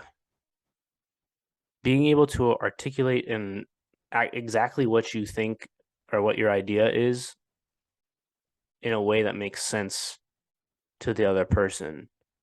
Like you and I could talk about a basketball play and we could go into super like okay, this pin down screen and this guy did a flare out and then backdoor cut for an oop, right? And like somebody who doesn't know anything about basketball would be lost. But being able to articulate to quickly understand the level of knowledge that that person has about that subject and then articulate it in a way that makes sense to them without making them feel dumb, but also not making it so complex that they have no idea what you're talking about. It's like that balance. Yeah, that's I guess like even at the beginning, I guess it felt so familiar that I felt like I was more talking to you. So I picked up without any context for whoever might be listening who hasn't listened to the first one. And you immediately brought that back into, Mm-hmm. having me do a recap, which, when you said that, I was like, duh, of course, like I have to do that. But it's hard to sometimes remember the context of where we're at and like what needs to be said for us to have a flow like this, but also realize that it's for many people out there who've never met me, um, and have not heard necessarily the previous one. So it's cool that you're in that level of control because it's tough. I guess what's so impressive to me is a good podcaster makes it look easy. Mm-hmm. Well, there's all sorts of different types. Like there's ones like the comedy ones and they literally just riff off each other and make jokes. Like there's no like they have control of it for sure, but there's less of a structure. Like not that this one's structured either. And then there's ones where like there's all different types. And so for each one to like for each person to understand what style they're in and then to maximize that style. Like for me, this is the style, but for a stand-up comedian, they just go riff off whatever they like. They'll talk about whatever the story is and then just make it funny the whole time. Or like you have like did we talk last time, you know, Huberman, Andrew Huberman? I'm not sure. Huberman Lab. He's like a neuroscience professor at Stanford or whatever. His podcast is super sciencey. He's all about okay, well, if you do cold plunges, then it's got this benefits because the brain does this thing. It's very like structured on each thing, and that's not very conversational. But then he'll go on somebody like a Rogan or whatever, and then it'll be more conversational. But it's because, and I tell people all the time, that's why I listen to Rogan for his ability to control the interview and to get to pull information out where others cannot and Yeah. press like he's actually so good and he's so genuine that people feel like they can open up to him. He's got that vibe about him that people are like, yeah, I'll tell him this thing. Not like, and then in their head, not realizing that like 15 million people are going to listen to it. It's like Yeah. you wouldn't normally tell 15 million people that thing, but because you're with him and he makes you feel like even for those people like listening, like he makes you feel like you're there. And it's a very it's like the control and the I don't know. It's really cool. It's a lot more Free flow. it's easy to be like okay at it, but it's really hard to be really good at it. Yeah, yeah. No, that's fair because now that you mention it, I've definitely listened to some Joe Rogan. I have mixed feelings, but he's incredible at doing that exact thing. Like you feel like you're in the room with him, hanging out, and you just feel like it's about to be your turn to talk, but these guys are just gonna speak first, you know? And that's Yeah. kind of a cool thing. Have you And had he many? go ahead. I was just gonna say, have you had many other free flow conversations like this A lot on of your? them. I say probably maybe a little more than half. I Yeah. don't I don't really like the interview ones, the straight up interview ones, but it's just I prefer it other ways. But I've had some where like with I had a vet, I think it was 34 maybe, Dr. Adam Chrisman. I had 35 minutes with him. So that was like basically straight interview because he's got like 100K followers on TikTok, 50K followers on Instagram. Like he's got his time is valuable. And so for him, it's like more interview. And he told me afterwards, he's like, "You're very good at interviewing and not making it feel like an interview." And I was like, "Well, thanks, man. I appreciate that." Um, so those are good, but I'd say it ranges really. Like I'll have stuff like this for sure. Like I don't know, I've had several friends from Mary Washington on. Brandon, you remember Brandon? I've had him have I've had him on a few times. Aisha has been on a couple times. It's been good. And the other thing with Rogan is like he asks questions that regular people would ask. Like the question that you think is dumb because you feel like it's obvious that well, probably everyone else in the room also wants to know the answer to that question. And then those are the questions that he asks. And that's the other reason why. Like I watch him when he has for the guests for the guests and his ability to get information out of the guests. Like once you watch 4 or 5 of his, you know where he stands on most things. It's like I don't listen to it for him. I listen to it for his ability to get stuff out of these people because some of these people and I did this as a thought experiment. I listened to one of his guests when like so people start to make the rounds when they like publish books or whatever. I listened to the same guest on like 4 different ones. His Rogan's was by far and away the most open in that way. One of the other ones was Lex Friedman, so I got super sciencey and I stopped understanding about 15 minutes in.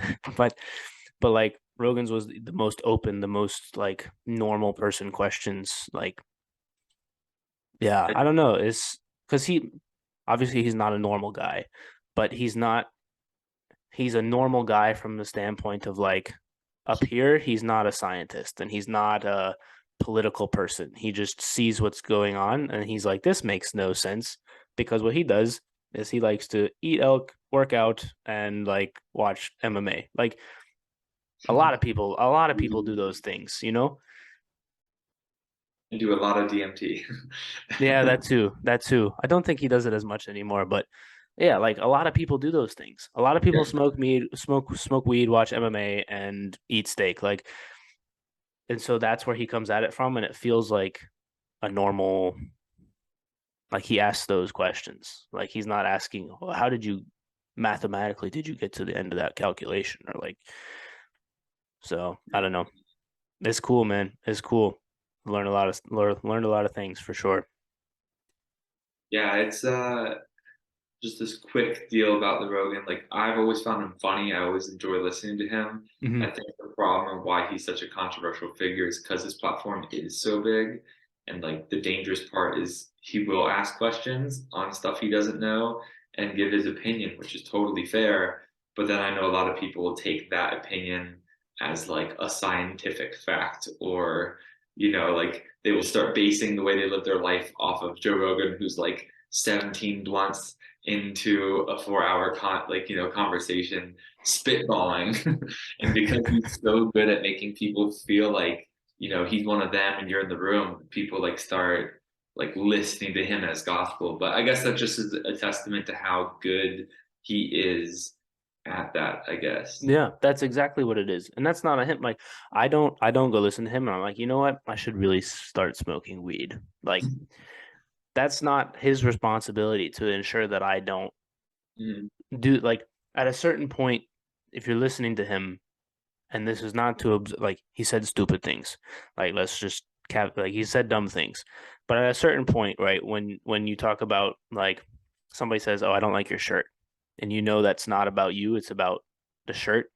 Mhm. So, like you got to understand, people have to understand that he says a thing. It's the same with me. I've said probably plenty of stupid things at this point on this podcast, but that doesn't mean that nobody's going to take it for what I said. Why would you listen to him as scientific gospel when he smokes a lot of weed and shoots arrows and works out and watches MMA? Like why? Like that's dumb. Like if you think about it, like just like take one step removed from like a lot of people listen to him and then they do what he says. True. Why? Like one step back. Like what you said is entirely true, but also like he's never advertised himself as the person that people should listen to for those things. He says every other podcast that he's a moron, Yeah. like or something like that. He's got a clip of Alex Jones on there going, "I'm kind of retarded." It's like, yeah, dude. It's like, yeah, don't listen. Like they're just spitballing, and they advertise it as such. Like they're not lying to people. So I so what? wonder Go ahead. I just wonder though if that's a full circle moment where because people are so unable to like know how to communicate and communication styles are so blurred that when they find someone that they're able to feel comfortable with, they're like, this guy's got it. Like he says he's dumb, but I like the way he speaks, so I'm just gonna take all of this stuff, Yeah. and put it here. Yeah. Well, I mean, that's what happened with Trump for a large portion of it. People are like, "Yeah, he's telling the politicians how it is." It's like, yeah, well, that doesn't mean that you should also do that. Like, so it's I don't know. Got to wrap up in a second, but like last point is like when people listen to what celebrities are saying, it's like the same thing when Kyrie was talking about flat Earth, and now he's talking about he shared whatever the movie was. I don't even know what the movie he shared was, by the way. Like it just said anti-Semitic film. But it's like, why are we listening to these people about their thoughts on these things? We're not paying them for, again, not condoning anything that he said. I don't agree with it, but I'm saying these are people like if Kyrie Irving's like, hey, we should probably do this for basketball. It's like, okay, I'll listen to you. If he's like, hey, the earth is flat. Okay, you can think the earth is flat. Yeah. You play basketball for a living. Let me go talk to Neil deGrasse Tyson, right? Let him tell me if the earth is flat. And Like, that's why it's so dangerous though, because so many people that's where I'm completely with you in the fact that like I started to follow celebrities when I was big on, when I was using Instagram every day. Like, if I really liked someone, whether it was a basketball player or comedian or whoever it was, and I started realizing like I would start to see their personal lives, and I'm like, this isn't this is useless to me. Like, who cares what Kyrie had for lunch today? Like, it doesn't matter. But then when he mhm. starts sharing this stuff, I don't take it, and I think you don't take it for gospel. If he's saying the world is flat, we're like, yeah, we thought about this before. We know that it's not, right? But the It's like, yeah, problem we've is, known that for 500 years, bro. Like, but the deal is, there's so many people that they just take the first thing, and I'm guilty of that too. The amount of like whatever tall tales or whatever they are that you call them, like wives' tales of if you throw salt on this way, this will happen. Like, you think it's correct, and then it's all of a sudden it's like, no, that's scientifically incorrect. It's just been going on. Like everyone believes this, but it's not true. It's yeah, like I get that all the time where I'm like Googling something like this is proven to be incorrect. It's like, wait, like I thought that was real. And I don't do deep dives, and I consider myself a more critical thinker. The problem is when everyone has Kyrie's shoes and I love the team and all this stuff, and he's saying that, next thing you know, they're like, well, I'm just gonna take Kyrie's word on this. And then you yeah, have a and huge that's entirely accurate as well. is twofold. Is they need to be more responsible with what they're saying, and then the populace needs to be more aware of themselves. Really, like it's both. We've run into this problem where it's easy just to blame Kyrie for this because he's one person rather than all the people that have believed what he said. Instead, why don't we go to like every single person who's like, yes, I believe Kyrie. And you're like, why the fuck did you believe this guy who said 3 years ago that the earth was flat? Like, he's saying stupid things and you're still going to believe him. So it's a twofold problem. You're 100% accurate, and I agree with you full stop on like people should generally be more responsible. People in those positions should generally be more responsible with what they're saying. However, the caveat I would say is we shouldn't shut these people down. Then you should have them talk to like I don't know who's a famous Jewish person, Ben Shapiro. Go have Kyrie talk to Ben Shapiro and put it on the internet. Like, Yeah. and then you'll see. Like the best way to beat bad ideas is with good ideas, not to shut the bad ideas up. Because if you get rid of this person, then people are gonna be like, oh, maybe let me go check that guy out more. Maybe let me go see like, when you're a kid, somebody told you couldn't do something, you're like, wait till the lights are off and you're like, let me go sneak downstairs and play video games or like whatever the thing is that you're not supposed to be doing. It's like a similar phenomenon to that. But both things are true. Both things are 100% true, and it's mind-boggling that there's that, and then also a friend of mine coined the grocery shelf method. It's like take what you want and then like leave what you want there. It's like if you want to watch what Kyrie eats for lunch because he's an athlete and he's taking in like the right amount of nutrients for different things, it's like you can take that in. Then he says the earth is flat, and you leave that one. That's fine. You can think that, Kyrie. But I'm gonna watch how you train because you're one of the best athletes in the world. Like both things can be true. He can be both an idiot and one of the best point guards in the NBA. Yeah. So like, you know what I mean? Yeah, and that's the tough thing is to your point about the grocery. I like that the grocery shelf because if he did sit down with Ben Shapiro and they did have an hour conversation, so few people would watch the actual deal. And if they were on one side would be like, Kyrie confirms the world is flat. And they'd be like, see, I told you. And the other side would be like, Ben Shapiro says, this. And you would just take a headline from each side. And then you would have people who are separated, not communicating with each other, just getting their little headlines. Mm, And and that's what's so frustrating because people yeah, don't sit down, they don't talk. And these people will never talk to each other either, unless they're just yelling at each other from some screen yeah, somewhere. yeah. No, I mean I agree with that as well. It's a tough situation to be in. Do you know Ye or Kanye spoke with Lex Friedman for like 3.5 hours? I Do you did know not. who Lex is? Mhm. He's an MIT robotics engineer that has a podcast. He moved to Austin. Super smart guy. He's Jewish. Okay. He talked with Kanye for 3 hours about the Jewish comments. So it happened. This already happened. Like I think it released a couple weeks ago, right? But 3.5 hours is a long time. But also, look, we've been talking for 2 hours at this point, Yeah. and we've covered a few things. But if you're gonna sit down with something of that magnitude, um, like somebody that's that famous and then somebody who's on the offended party or like however you want to say somebody's on who's on the wrong end of that comment and you're going to really have a good faith conversation and get into why these things happen in a contentious it's a contentious way. You need that amount of time because potential miscommunications and potential this and that is the same thing when Antonio Brown went on the PBD podcast. Like that's 2 hours. The first hour, absolute train wreck, right? Because Antonio Brown is not taking them he's being very defensive instead of answering the questions. And then they're able to like open it up a bit. Um, I don't know. I have time, so I listen to these things. But one to how to get better as a host, but two, like these are the conversations that need to be had. And then you listen to the conversation, absorb what they've said, and then you take right? I agree with this guy here and I agree with that guy there. And like that's the grocery store method.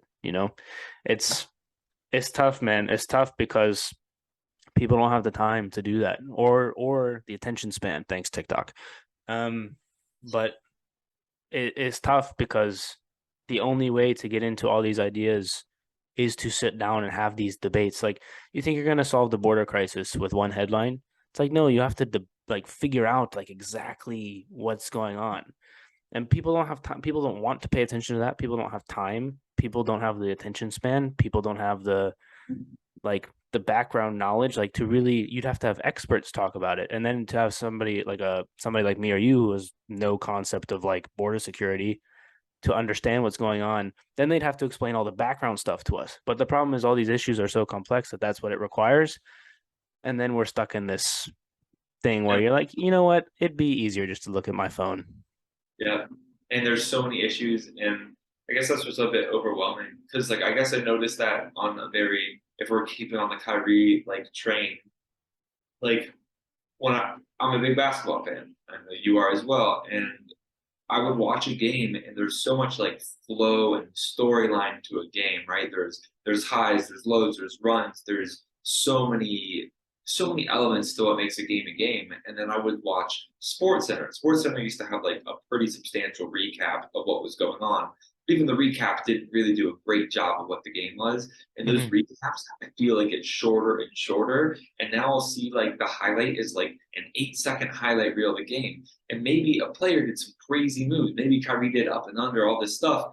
But then you watch, like, the game was terrible. He was letting people go by him. He wasn't playing defense. He was yelling at the coach, all these things. And you're like, no, he was a really bad player in this game. But the highlight of him crossing someone up, you're like, he's a great player. He should get MVP. And like, I feel like that's a perfect example of how everything is. And we're in this 8-second TikTok, fine. Everything is digestible in such small increments that like anything beyond that is ridiculous to most people, especially if it's something they don't care a lot about. And even the stuff they care a lot about, they still only want to digest in small increments. Yeah, it's And so, bonkers because there's so many things to go through in a day. It's like, okay, I got to catch up on all the NBA games. Okay, there's 10 games. Okay, now I got to go catch up on the NFL games. Okay, now I got to go catch up on the election results last night. Okay, now I got to go catch up on the whatever. And then I have my job, and then my kid is crying, and then I have to take the other kid to soccer practice, and then I have to cook dinner and unload the dishes and pick up the mail and drop this thing off at the post office and then do this, and then it is now 9 p.m. And it's like, it's people like, you want to talk about having like an informed populace like for voting. It's like, it's impossible. It's impossible at this point because there's so many things like, if you ask somebody to think like, you just name like 5 issues, political issues, be like, okay, abortion, border security, inflation, blah blah blah blah blah. Okay, tell me your opinion on that. I think it's bad. I think it's good. I think it's bad. Why? And then we expect people to make good decisions. So I don't know. It's the attention span is like similar to what I said to you about being there for a year in New Zealand. It's like, that's discipline. It's like, sometimes I don't want to listen to some stuff, but like there's important conversations that I also, knowing the right places to look, but like there's an important conversation with, right when COVID first happened, Rogan had a virologist on, and I was like, I need to listen to the whole thing because this dude's got a lot of things to say, and they might not all be right, but might have a better understanding of like what is actually going on. Because at that point, people were like wiping off grocery bags with Clorox wipes and like all this, like all these things, and I was like, this seems insane. Like, we're all gonna die. Okay, let me listen. 20 minutes into a 3-hour conversation, and I'm like, oh my God, this is horrible. All right, pause, take a break, go back to it. Because then me having that sort of influx of like information, there's like a grounds to then explore the ideas off of instead of having just nothing. And you saw some headline that Trump said that people should swallow bleach, yeah. right? And like, that's not helpful to anyone because you're like, that sounds ridiculous. But then you go listen to a conversation between 2 people and you're like, okay, I think I have an understanding a little bit. And then you go talk to somebody else who listened to it. And they're like, well, actually, I thought about if this guy said this thing, then maybe this is the thing. And you're like, oh, okay, interesting. And then you have something to start building off of instead of everybody just going, CNN said this versus Fox said that. And but that's where we are right now, which blows. But Do you see any way to get out of that cycle? I think people have to look in the mirror, honestly, myself included. Um, Me yelling at you is not going to change your mind. You yelling at me is not going to change my mind, especially if you and I don't have an understanding of the subject past the third line of the Spanish conversation, right? Like, hola, ¿cómo estás? ¿Y tú? No, like that's where it goes. And so you gotta study on the thing, right? Like, I don't know. And I think also people feel like they have to have an opinion on stuff, um, which is also not helpful. Like, it's not like when you're in school, you can't put "I don't know" on a test. So we all grow up saying we have to have an answer for everything. People are like, if you don't know, just guess. It's like, well, okay, well, let's not do that when you're, hey, how does inflation work? I'll just guess and then make it policy and ruin the whole country. Like, it's like let's not do that. Just say I don't know and hire somebody else. Like, so yeah, I would say people have to look in the mirror, I think. I don't know. Do you know who Jordan Peterson is? Clean your room, right? That's what he would say. But it's like a metaphor for like get your shit together, basically. And it's true. I don't know. I mean, we knew each other coming out of college.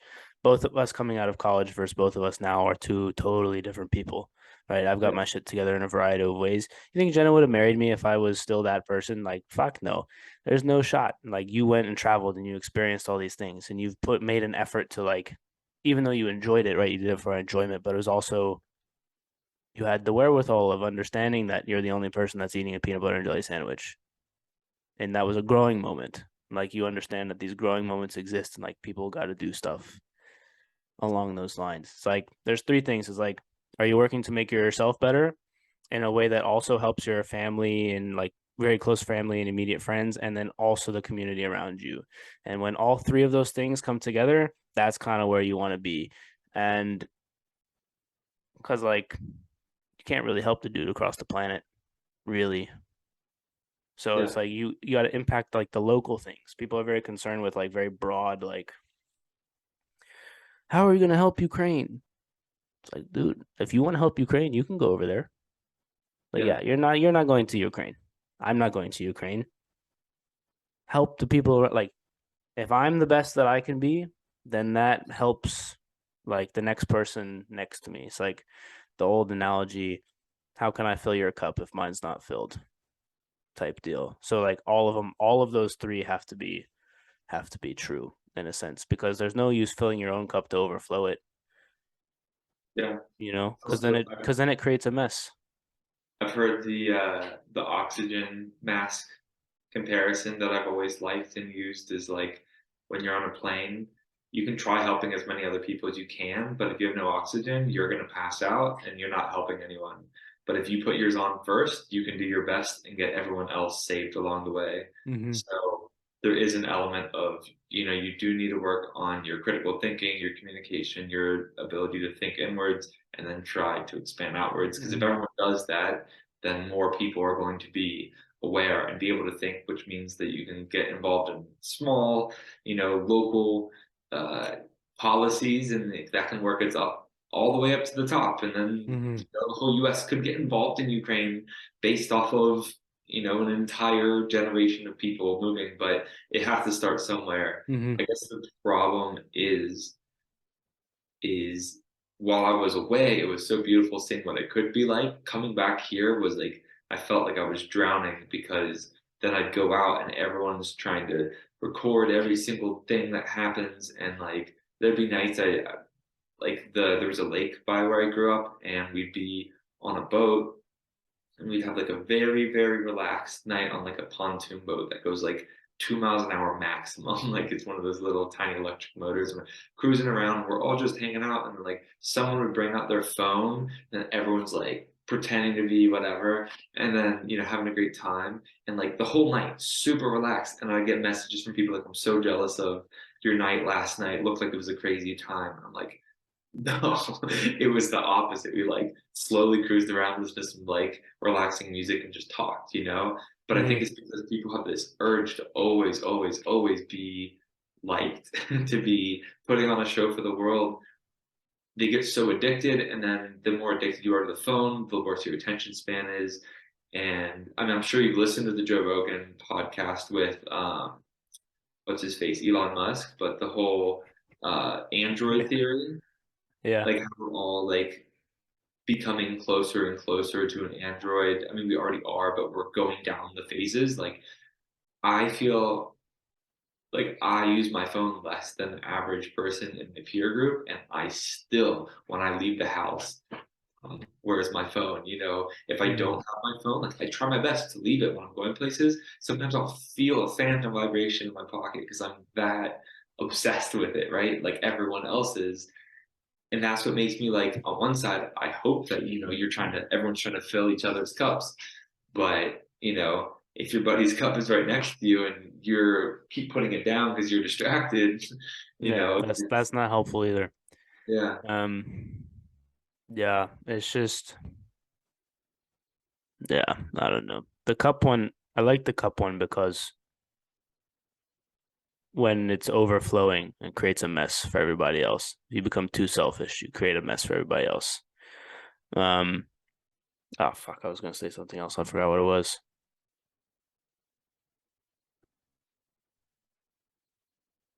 Oh, yeah, the thing about needing to be liked by everybody. It's like you don't even like everybody. Why are you trying to be liked by everybody else? Like there's people that you really don't like. You want to be liked by them? Like, dude, just be you.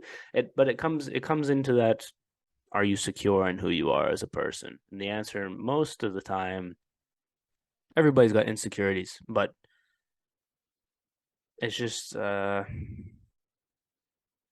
it's understanding what those are, understanding how to work on them, understanding that everybody's flawed, and you've got to make, I don't know, it's a mindset thing, really. It's really hard to explain. It's like it takes a lot of work, like a lot of looking in the mirror at the things that aren't, like, that you're not good at, or that are things that are wrong with you, and then working on fixing those things.